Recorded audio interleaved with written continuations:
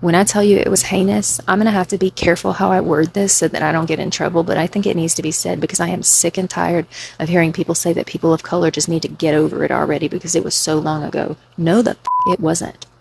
My father remembers his father raising hunting dogs that he would rent out on the weekend for hunting parties, only these weren't regular hunting parties. These big bubbas would set up these almost lemonade type stands during the week and sell these little cards for like, I don't know, a nickel, 25 cents.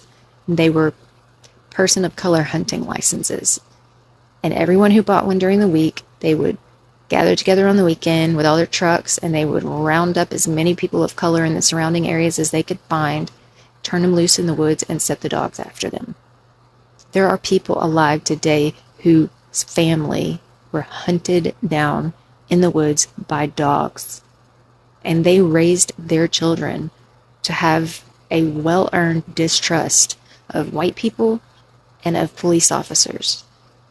Because I guarantee you, any of the police officers that weren't wearing the hoods were turning a blind eye. This town, Vidor, Texas, at one time, I believe was known as the most racist city in the United States. It was a sundown town. They had a billboard that said, "Person of color, don't let the sun set on your ass." And anyone who was not white knew you don't drive through Vidor after dark. Even truckers would avoid that route if they weren't 100% certain that they could make it through before sundown, because God forbid they had a blowout or some sort of mechanical trouble in Vidor, Texas after dark, because they had citizens and police officers patrolling looking for them.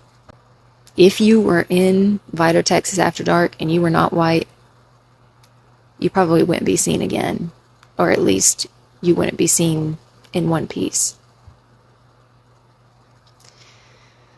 It's hard for me to talk about. The library sold t-shirts with rifles across it that said, "People of color, we're ready for you." The Klan marched down Main Street openly and with full support of the municipalities and the people until 1985. 1985.